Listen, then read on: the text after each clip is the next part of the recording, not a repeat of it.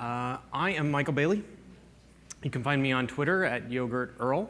I'm a principal engineer at American Express. I focus mainly on Android development, although I get involved in other mobile things as well. I should say that American Express is always looking for talented engineers across Android, iOS, QA, so always check our job sites, hit me up afterwards if you're interested. All right, so today we're talking about Espresso. And Espresso is a tool from Google that allows you to automate the UI of your Android app. It's part of a larger set of testing support from Google called the Android Test Support Library. The Android Test Support Library just released 1.0 very recently with some great new features. If you go to d.android.com/testing, you can read more about it. This talk assumes some knowledge about Espresso. So if you've never used Espresso, this talk is maybe going to not be the best first talk on Espresso. So especially if you're watching the video, maybe pause it, go look at d.android.com, write an Espresso test, and then maybe come back and watch this. I'm walking through a bit of the Espresso source code to kind of show you how it works underneath. The source code is available on maven.google.com. I've edited the source code here. It's a bridged version, so it can fit on slides, and it just shows the parts that I'm going to focus on here today. So you won't see the exact source code if you compare it with there, but it's close. All right, so this is basic Espresso. You write this in a test. You might have a button in your app that starts a Bible search, and you want to say on the view with that ID, I want to check that it is displayed. So it's a very fluid interface where you basically say a set of statements, either checks, which are kind of like assertions, or you say perform, which perform an action on the UI. So we're going to dig into a seemingly simple statement, and the idea is that for you as somebody writing tests, writing automation, it is simple. The idea is that this just works. But you can run into issues where your test fails, you get an exception, it fails on your CI server, and knowing the internals of Espresso will help you debug when things go wrong. So that's the kind of the primary motivation from digging a bit deeper. You shouldn't have to know any of this information when Espresso just works, but sometimes it doesn't just work. The other reason to know how it works kind of on the inside is if you ever wanted to submit a bug fix back to Espresso, you find a problem that doesn't work for you, knowing some of the internals of Espresso will help you understand where your fix might be applied, so you could contribute back in that way. So let's break this down a little bit. So this is a series of mostly static imported methods that get called and then passed to another. So we'll look at the order of operations here. The first thing that happens is it calls with ID. It'll take the result of with ID, pass that into onView. OnView returns something, and then you're actually going to call check on what onView returns. But first, you have to call isDisplayed, pass that into matches, which gets passed into the check method on the result of onView. All right, so let's dive into with ID because that's the first thing that gets called. So with ID is a static import from view.matchers. You pass it the ID of something that is in your UI. This might be in your layout file.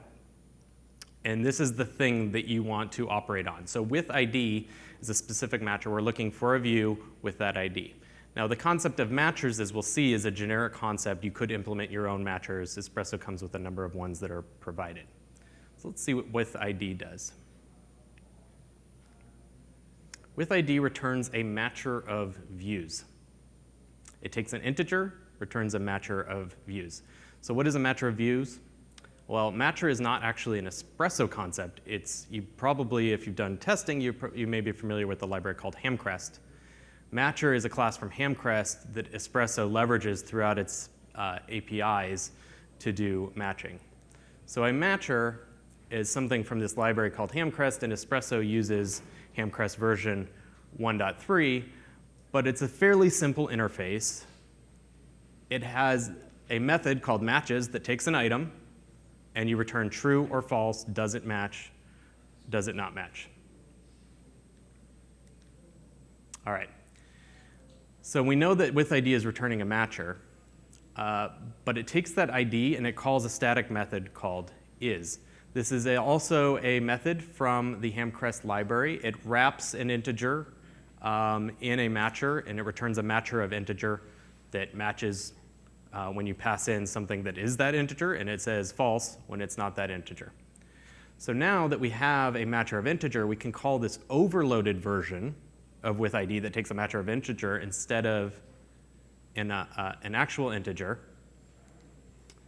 And within there, this is an internal Espresso class called with ID matcher that implements matcher, and you'll see it's a fairly simple class that extends type-safe matcher.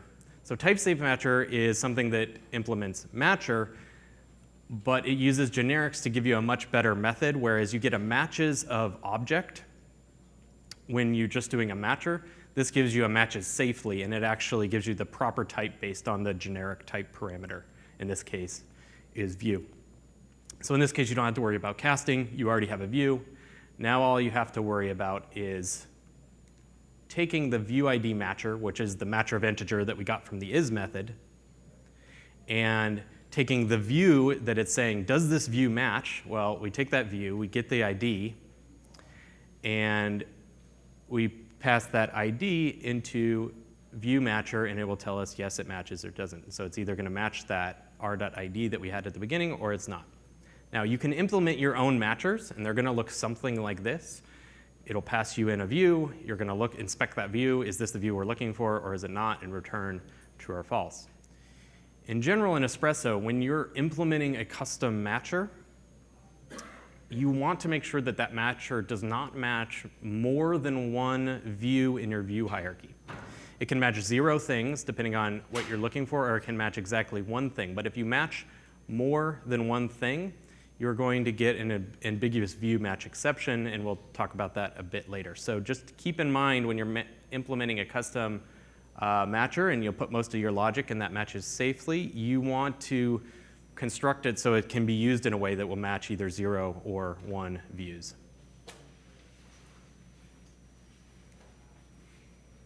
All right. So with ID returns the matcher. The matcher then goes into the onView method.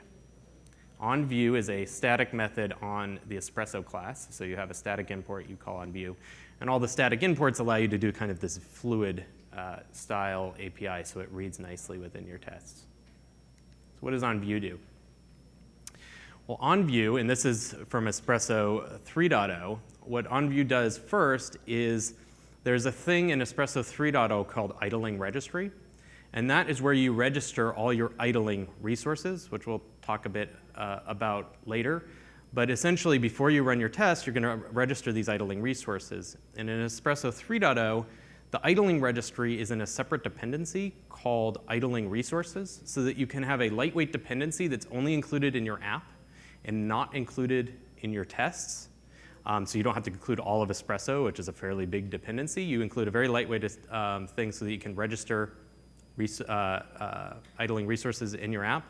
And then because it has a list of resources in this idling registry, which is the public API, it needs those transferred into Espresso. So every time it does anything with your idling resources, it just calls this sync method. And what this does is copy your idling resources from idling registry, which is the public API, into an idling resource registry, which is the internal API that actually has the logic. So it's basically just copying what you gave it from this lightweight dependency into the internals of Espresso. The next thing that happens is we construct a view interaction. And to understand some of the internals of Espresso, you will need a bit of Dagger 2 knowledge, because Espresso relies on Dagger 2 to wire up things and create objects.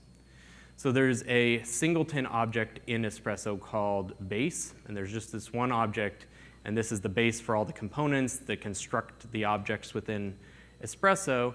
And in this case, we use that base to add on a new module and create a subcomponent, and basically a component that knows how to create additional types of objects. In this case, it knows how to create objects that are wrapped around your view matcher, because we're passing in the view matcher that you gave to onView. So these objects returned by this new subcomponent can be specific to the view that we're trying to match. And then we call view interaction. So within this method, there's a bunch of Dagger wiring up. It goes, it gets the objects, but ultimately what it does is it comes down to calling the view interaction constructor. And so Dagger goes off and it gets a bunch of things, and I've listed here kind of what it ends up resolving to after Dagger's done its logic. You get a UI controller. It's always the same instance as a UI controller impl. You get a viewfinder. The viewfinder is one instance per onView call because it wraps your matcher of view. You get a singleton instance of the main thread executor. Failure holder is something that you can override, so it gets the latest instance of a failure handler. And if you've set your custom failure handler, it gets the actual view matcher that you passed in. And basically, it constructs an object with all of the pieces that it needs to now interact with your view hierarchy and perform some action or assert some state of your view hierarchy. So onView just returns this view interaction. So you notice it hasn't really done anything yet. It just constructed a bunch of objects and wired everything together. So you could have, and I've seen things like this seemingly good line of test code that says onView with ID matches is displayed. But if you notice, this just calls on the outside onView. It creates a view interaction, and then it does nothing with it. And the next line goes on, and this will always pass. This will never fail, even if the thing is not displayed, because you're not actually doing anything with that view interaction that you just built. It just immediately is eligible for garbage collection because you threw it away. So you always need a .check or a .perform after the view action, because you need to do something with this, this infrastructure that you've set up with a view interaction. Might be a good idea for something like a lint check or something like that to make sure you call something with the result of onView. So be careful if you see code like this. All right. So the next thing that happens is we call check on the result of the onView, of the view interaction. And we pass in a matcher. That the first thing that happens is we construct this view assertion here, matches is displayed. But we're actually going to talk about check first, and we'll come back to matches is displayed.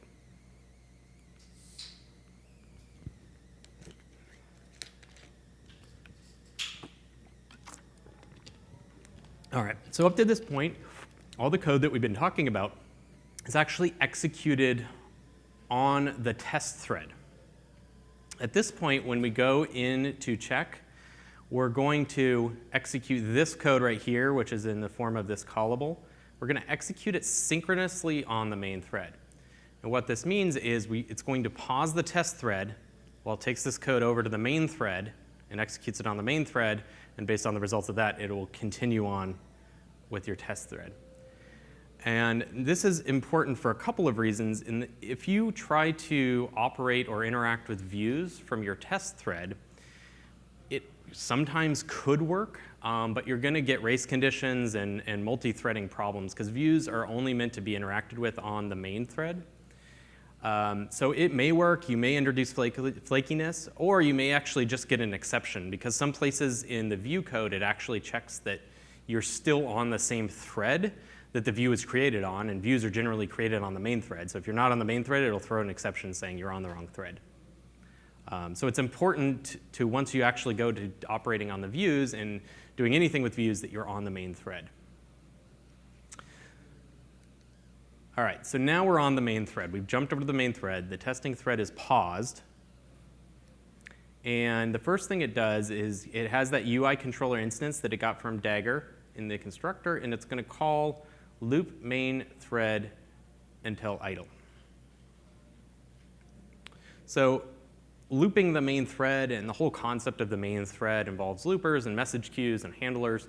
I did a previous talk on how the main thread works that goes into a lot more detail. It will give you a lot more context on this. So you could check that talk out. It's on It's on YouTube if you want to dive a little bit deeper on how the main thread works. All right.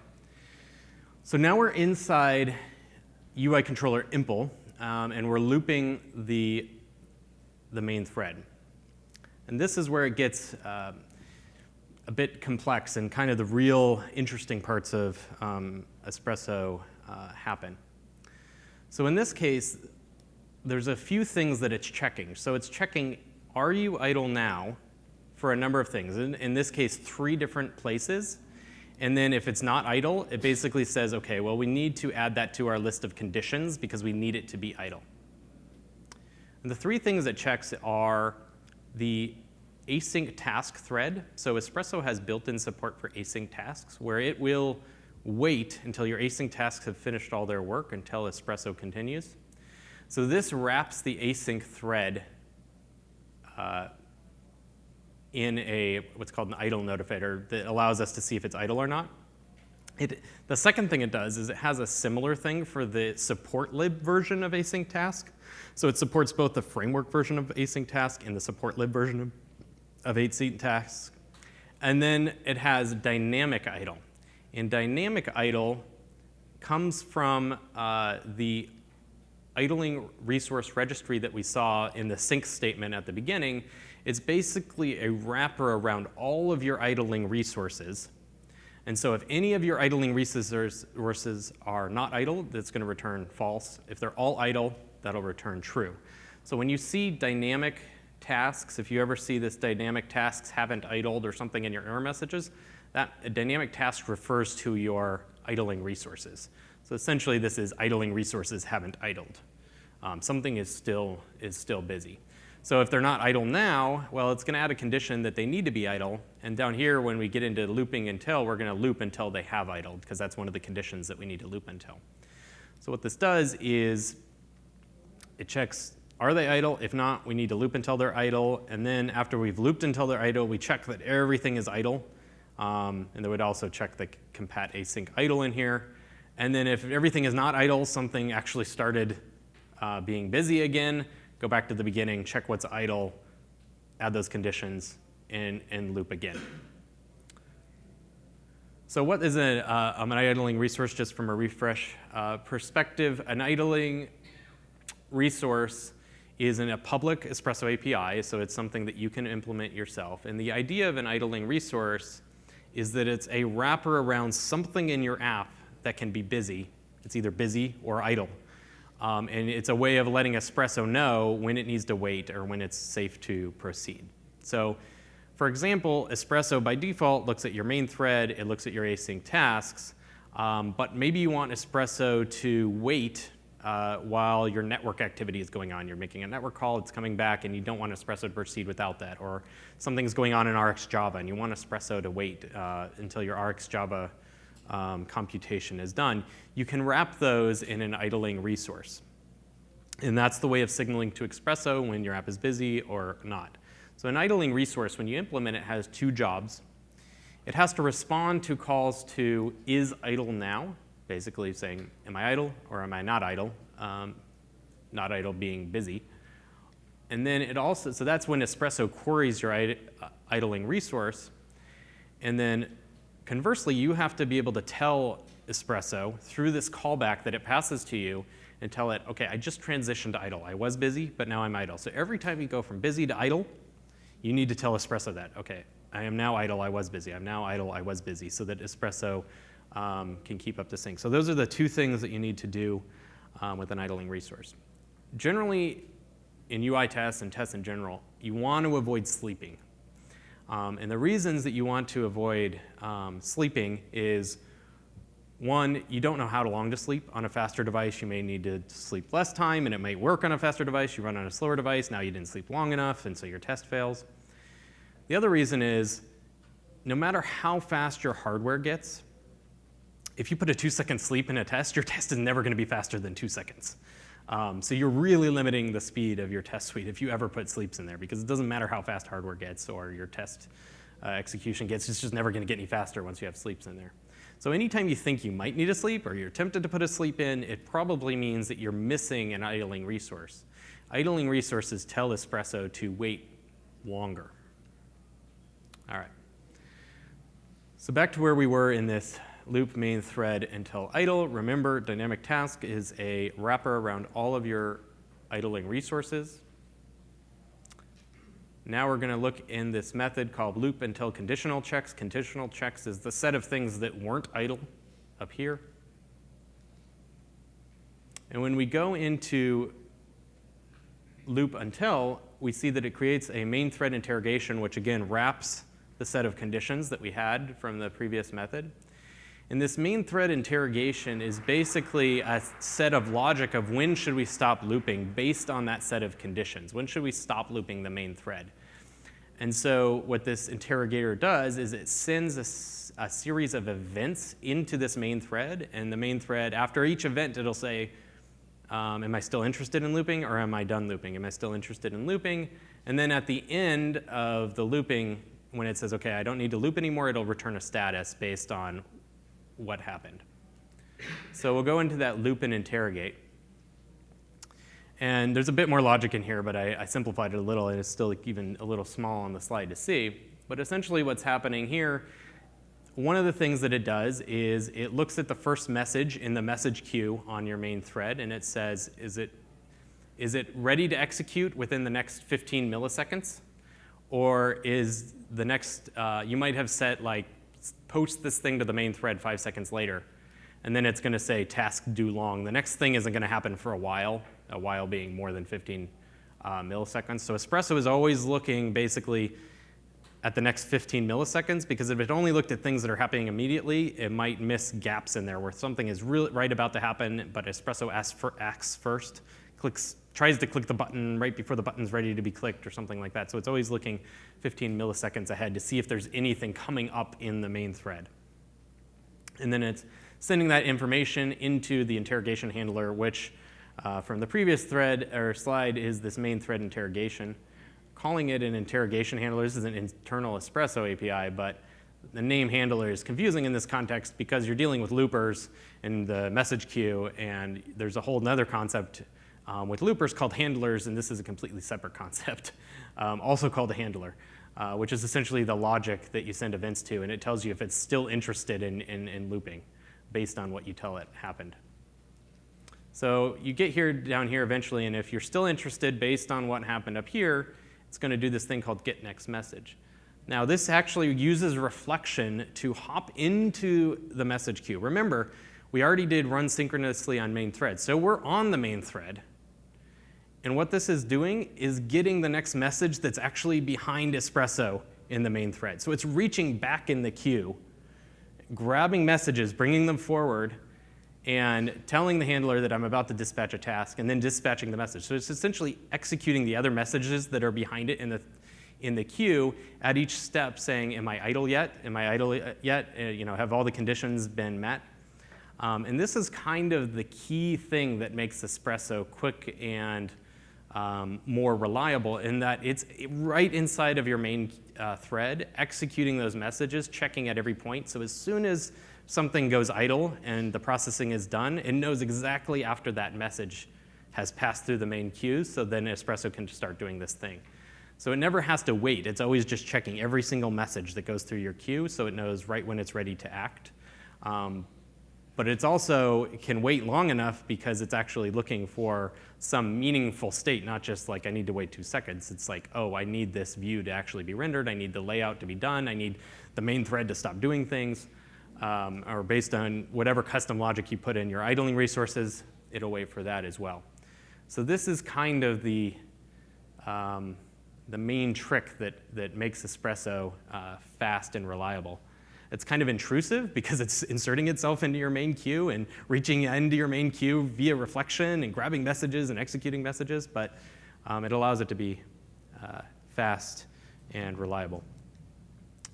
So after the interrogation says, I'm not interested in looping anymore, it comes back with the result. It either completed, it didn't time out, everything's happy, I think all the conditions are met, don't need to loop anymore, or it got interrupted somehow, and it'll throw an exception that'll cause your test to fail.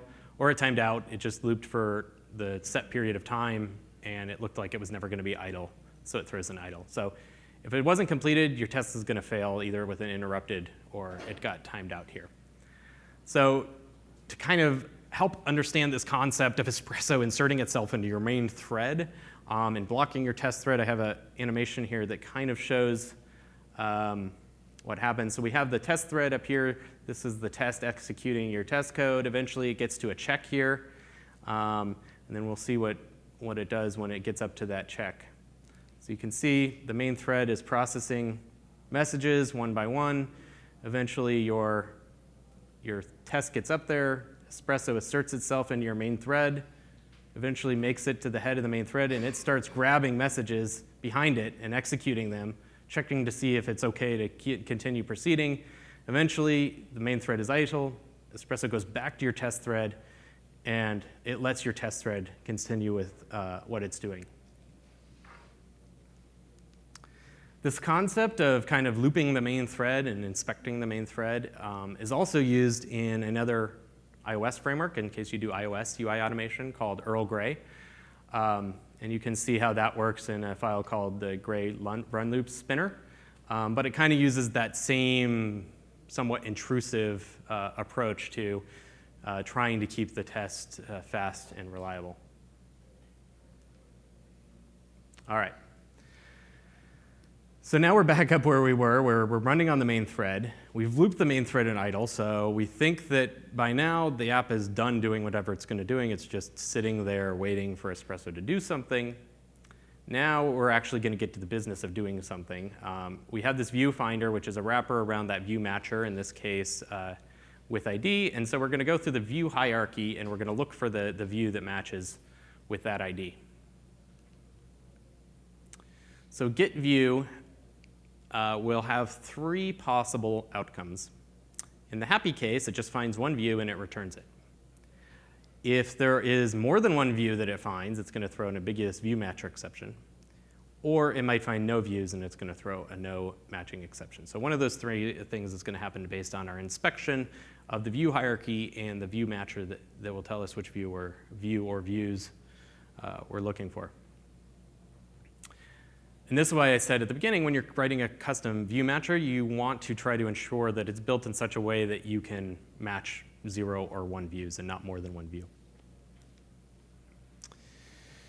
So Espresso has this job of finding the root view. So what this means is in your activity, or your application is made up of multiple windows. You get a new window per activity, per se, and each window has its own view hierarchy. It has a root view with children and children and children. So there's multiple view hierarchies within your application, one per window, and so it needs to know which root view are we going to search to try to find this.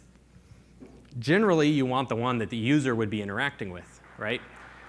Each activity has a view hierarchy, but you don't want to be looking at the view hierarchy of the activity that's stopped and behind the current activity. You want the view hierarchy of the activity that's in the foreground. So Espresso, inside this root view provider, has all the logic to look through all your windows and figure out which one, essentially, the user would be interacting with.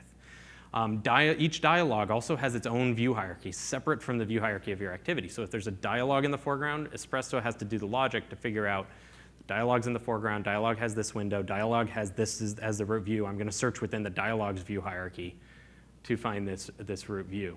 Similar with like a spinner where you have a drop-down menu. That drop-down menu is in a separate window with its own view hierarchy. So if you're looking for something in there, Espresso has to know the spinner is open and I need to look in that drop-down window in that view hierarchy within there to find the view that we're looking for.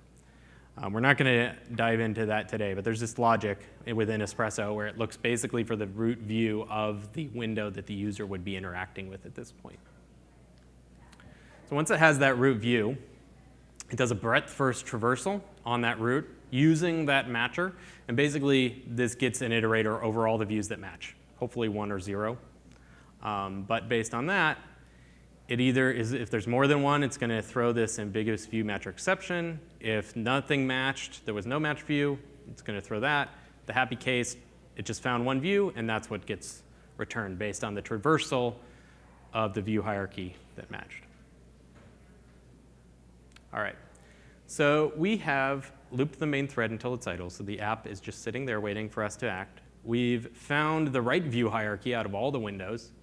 We found the view, or no view, depending on which path it took here from this. So you can see here it actually catches no view matching exception, so that's not fatal to your test, potentially. And what happens here is it either passes the single view or this exception into your assertion. So depending on what you're looking for, your assertion might say, if I find a view, that's actually the error, because my assertion was that this view does not exist. So I might throw an exception if there was a view found. In that case, this is kind of the success case where the missing view, if I'm asserting that the view did not exist at this point. Other times, like in the case with ID or check has displayed, I actually want the view to be in the hierarchy. So if I didn't get a view passed into my view assertion, instead I had missing view, then I'm going to throw an error and say, this is not what I was expecting to happen. So what does view assert in this case? Well, remember I said we're delaying talking about matches is displayed. Matches is displayed is the thing that gets called in or passes into check as a view assertion. And then we call check on the result of matches is displayed. And then it does its logic to determine did we find the right view matching what we were expecting to see.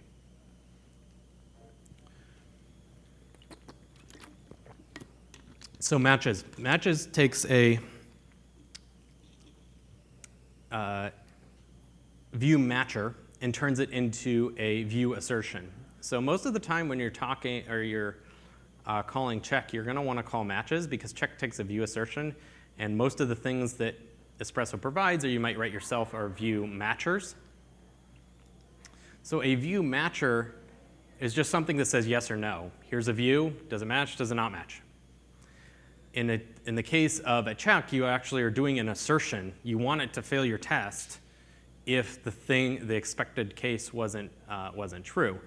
So what this does is it converts the matcher of view into a matches view assertion, which basically just takes in the view that was found, and it says, if my matcher didn't match that view, then throw an exception. So instead of just returning true or false, we're actually going to throw an exception. So it just wraps it in this piece of logic. That's what matches does. So in this case, matches is wrapping is displayed. Is displayed is the thing, it's a view matcher. It's going to tell us yes or no, is this view match the expectation of being displayed on the screen. So what does displayed do? There's an internal class called isDisplayedMatcher. Again, it implements type safe matcher. It basically does two checks on the view that's passed into it to tell, is this view meeting the expectation? The first one is get global visible rect. Now this is a framework method available on Vue, part of the Android framework. It will fill in this rect with the details of where it's visible on the screen, but for the purposes of this method, we don't care about what it puts into this rect. It will return true or false based on if the view is within the window or not. So if you have your view way off the screen to the left, then this is going to return false, and it's not displayed. So this is basically checking if the view is positioned within the window. The second check that it does is to see if it's actually visible, because it could be within the window, but the visibility is set to gone or not visible. And it uses another matcher here called with effective visibility and looks if that matches the view. And effective visibility does the logic to check if it's visible from a user point of view, because if you just check the visibility on that one view, it might not actually be visible if the parent is invisible. So you need to check the visibility on that view, you need to check the parent, you need to check the grandparent, et cetera. So the with visibility, or with effective visibility matcher, basically looks at the parent's parent, the parent's parent, make sure it's visible all the way up. So now we know it's actually within the bounds of the screen. We know that it's visible. We know that the parent is visible. We know that the grandparent is visible. And so if all this is visible, we will return true. And we've made it to kind of the end of this piece of it and how this works, right? So it will pass that into check. Check will look at that view, and ultimately the control returns to your test thread. And if everything was as expected, it just executes the next instruction in your test. Otherwise, it will throw an exception and fail your test, which is what you would want if the view wasn't actually there.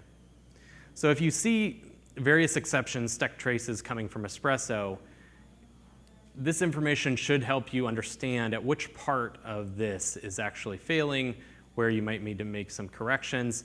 Hopefully, it's actually catching a bug in your app where the view wasn't displayed. Sometimes your app is functioning just fine, and Espresso tells you, well, I couldn't find the view, and it's something to do with you don't have the right idling resource, or there was something else going on in your view hierarchy. There was multiple things matching multiple views with that same ID, or other problems. So kind of knowing how it works underneath the covers is going to help you diagnose those types of problems. So I'm going to turn to a slightly different topic here that I also find can be kind of a stumbling block when you're using Espresso, and it's useful to know how this works. So before Espresso can do its job of operating on your view hierarchy, you have to launch an activity, right? So that there's a UI for it to operate on. So how does, from your test, an activity get launched synchronously so that your test doesn't just start checking for views and clicking on things before the activity is fully resumed? Well, there's a thing called the activity test rule. This will be a field in your class. You put whatever activity, Bible activity, or whatever your main activity is that you're trying to test here. And this, if you just leave it with the default rules, there's rules that you can, options you can configure on this, but by default, just adding this rule will be enough to launch the activity before your test even starts. That's the default behavior. You can tell it, like, don't launch it on launch, and you can tell it launch later, and there's a lot of options if you dig into activity test rule, but by default, it's just going to launch your activity and then run your test. So what it does is it uses the JUnit rule mechanism. So this isn't really, and technically, activity test rule is not actually part of Espresso. It's part of a separate dependency called the rules dependency that you'll want to add. But it's also part of the Android test support library.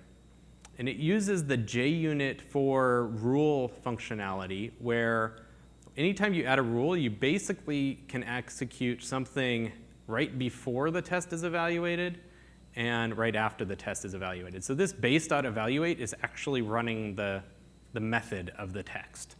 So before it runs the method of the test, it's going to call instrumentation.startActivitySync. So instrumentation is actually a concept in the framework, but it's kind of this weird, it's a singleton per process. You have one instrumentation per process.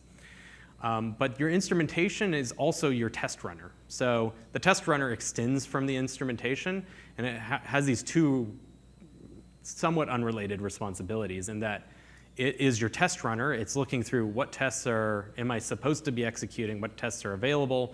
It runs the test, it collects the feedback, and does all that. So it is the test runner. But then it also has all these hooks into the activity lifecycle to be able to do things like start activities or see when activities are in different states. So the instrumentation is also your test runner, and it has these two different functionalities. But it's a good thing to know about, your test runner and your instrumentation, because sometimes things can go wrong in there. So it's a good thing to be familiar with. In this case, when you're using the Android JUnit runner that comes in the runner dependency that you get with the Android test support library, then you get a thing called a monitoring instrumentation. So this is there's a class hierarchy here. There's an instrumentation, which is in the framework. Under that, extends that as a monitoring instrumentation, and then your JRunner actually extends your monitoring instrumentation and does the test stuff. So the monitoring instrumentation is still just responsible for starting and monitoring activities. But what it does here in this logic is normally, so monitoring instrumentation.super is the built-in kind of Android start activity sync method.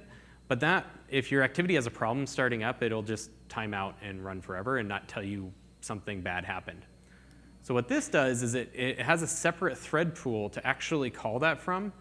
So while your test thread is going to wait for the actual start activity sync to run in a background thread, and then it's going to use a future to actually time out after 45 seconds and say, the activity never started after 45 seconds, so you need to check out what's going on there.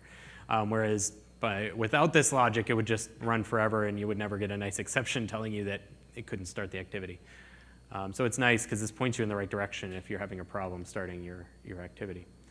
So this start activity sync method on instrumentation essentially just calls the normal start activity that you would call within your app. This is just the framework. Hey, I want to start a new activity. Here's an intent.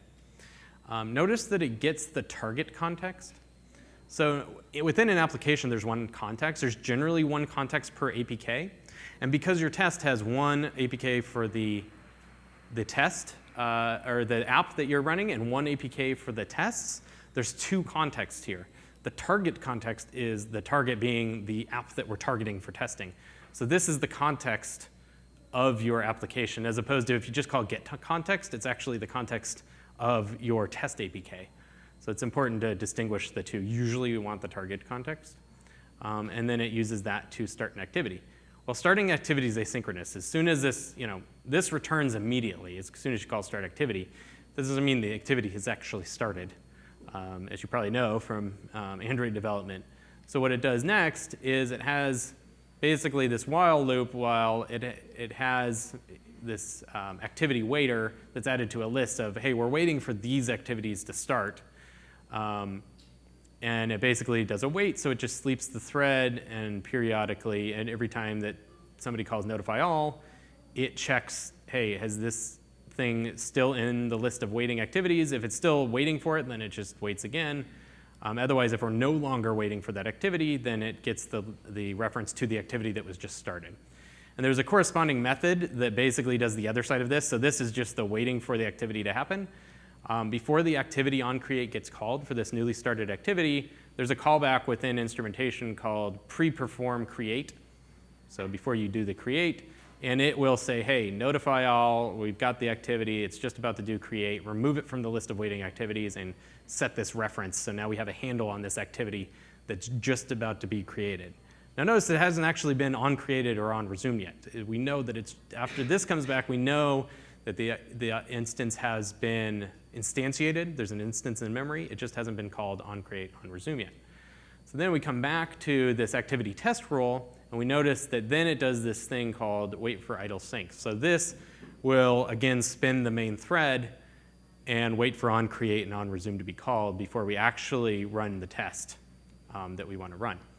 Now, this doesn't use the smarter logic that's in Espresso. This uses, this wait for idle sync is not particularly reliable for two reasons. It can run forever because it just basically looks, anything could be in the main queue, keeping the main queue busy, so it may never think that it's idle. It could be an animation or other things keeping it busy. So it could possibly run forever. It also doesn't have kind of the 15 millisecond look ahead that Espresso does. So there could be, something that's scheduled for 10 milliseconds out, but this will still return because there's nothing at the head of the queue, and so it returns a little bit early. So if you're ever, generally you want the Espresso synchronization method. This is built into the Android framework, nothing specific to Android test support library, and it has some pitfalls. So just be aware if you're ever calling this particular method. Then you run your test, and your test gets executed, and that is how a synchronous activity gets launched. And that's the end of Espresso that we're talking about today.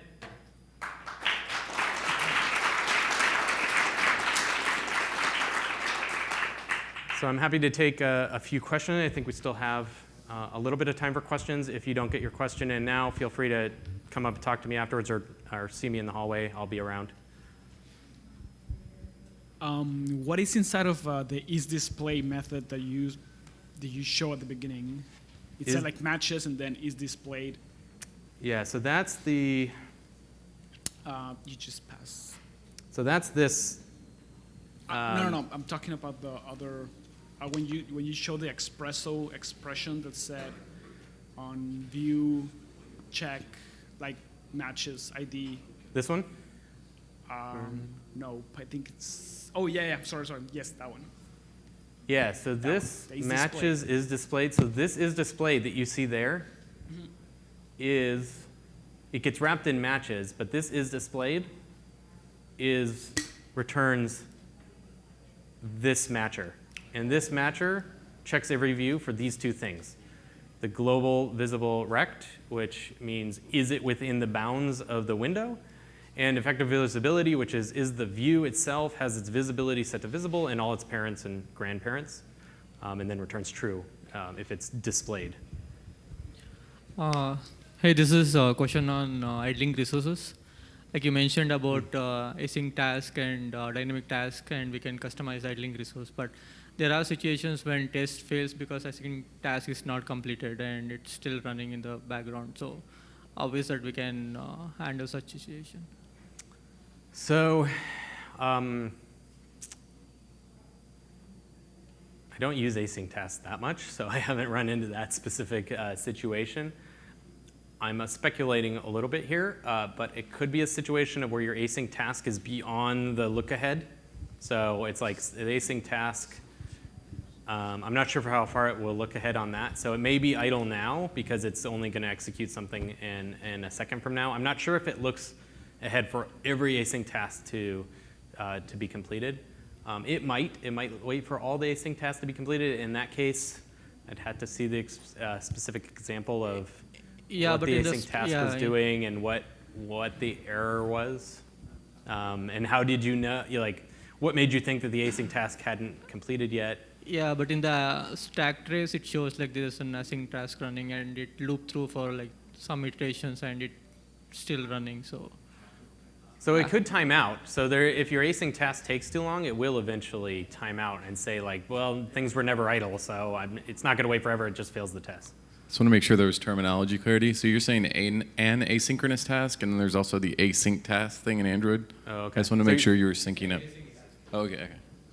Yeah, so there's two. I mean, it'll check for so async task, the framework version has its own thread, and then the support library version of async task has its own thread.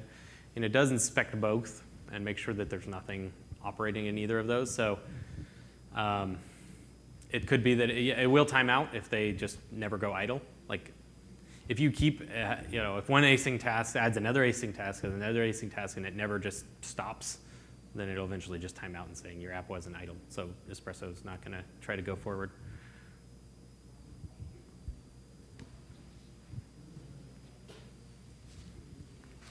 You said that we can write our own idling resource. Like when, is there any example you can just suggest us, like when we should think that we should write our own idling resource? Anytime that you think you might want to add a sleep, you may want to consider that something is going on in your app, and you generally when you want to add a sleep, it's because you want to wait until that thing is done. And an idling resource is the mechanism that Espresso gives you to say hey, don't continue Espresso because I'm still doing something, whether it be network or something very specific to your app that Espresso would have no way of knowing about. So idling resources can tell Espresso to wait longer, but they're never the solution for when Espresso is waiting too long. Yeah. So if you have a situation where you have a spinner that's actually animating and it's keeping the main thread full, that can keep Espresso from continuing forward because it sees, oh, there's still stuff going on in the main thread. Idling resource is never going to tell Espresso to perform its logic earlier. It only will delay Espresso while your app is busy. Yeah, I think one example which I have noticed in our application is that when we go from one application to another, let's say we are taking pictures from deposit checks and we come back, I think there Espresso gets confused between the applications and that's why it doesn't work. Then we were forced to write sleep method. Yeah, so this is two separate applications? Yeah. Okay. Yeah. So do you control both of the applications, or it's some external application that you don't It's control? within the application, one more application is getting called. Is it a separate activity within the same application? Yeah, maybe. So going out to external activities and coming back has its own perils, because you can never, it's hard for Espresso to know, like it'll eventually just say, well, there's no activity resumed. Basically, like your activity, your application is not in the foreground, so I can't, when it tries to get a visible, the root window, nothing is the right root window because nothing is actually in the foreground. If it's multiple activities in your application, I have noticed situations where if you click a button within your application and you do a start activity in your application, it doesn't always wait until the next activity is resumed. You could wrap that in an idling resource. That is probably something that Espresso itself should solve, because it's a very common case. It's not specific to anybody who wants application. But I have noticed that it doesn't seem to always cover the transition from start activity to on resume, when the start activity was not, because your application doesn't call start activity sync, right? It calls just start activity, which is asynchronous. And so idling resource is kind of the mechanism to paper over and keep Espresso from trying to operate in the gaps of your asynchronous things. But yes, that is probably, I would argue that that's something that Espresso should do by default, but it could be solved with an idling resource. I've actually seen that problem solved with idling resources to make Espresso wait until that next activity is resumed.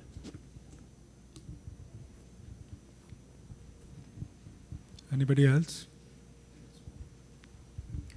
So, one thing that I've noticed is the view hierarchy that you get from Espresso, right? Sometimes it's not the same if you get the hierarchy from different devices. Like from Android, let's say, 4 or earlier device, you might get if you're using app compat button, you might get a different instance of an object, right? Versus if you do it on the later version. How do you handle those differences? I was wondering, if you have run into any of those. Yeah, so you could have logic that adds different things to the view hierarchy based on the version of Android that you're running on. I would say that your matchers should be somewhat resistant to that. So your matchers should be looking at things that are common across all APIs. So if your matcher looks for a specific class name, and that class name changes from a button to an app compat button, exactly, depending on what you're doing, that matcher is going to be, it either has to look for both, so your matcher has to know about all the possible combinations, or it has to look about something more abstract, like the ID of the matcher or a tag that's on the view or something like that that will be common across all. So you could probably solve that by having the right matchers, either matchers that know about all these possible combinations across API versions, or matchers that don't care about those details and look for other details to find the right view. Yeah, in the case that I was trying to debug it, it was hard because I was using the UI view hierarchy tool to actually find it, but that was totally different from what Espresso was saying. So Espresso was saying a different tree, and the accessibility tree that UI Automator tool was giving me was very different. It would have like view, as the node, whereas actually Espresso was saying a real object. Well, within the same actual view hierarchy on the same device, Espresso should be seeing the same thing. I have seen situations, at least on older versions of Espresso, maybe it's better with the newer versions, where that root view picker, where it decides which view hierarchy the user would be interacting with, whether it be your dialog or your activity. Depending on timing, I've seen situations where it picks the wrong thing, where it picks the view hierarchy of your activity, but the dialog is showing and you meant for it to pick the activity of your dialog, or it picks the view hierarchy of your dialog right before the dialog goes away and looks for the view in the dialog, but you actually wanted to look in the view activity. So if it's completely different, it might have just picked the wrong root view. And so you could maybe, sometimes depending on the situation, solve that with an idling resource so that it waits long enough for the right view hierarchy to be focused.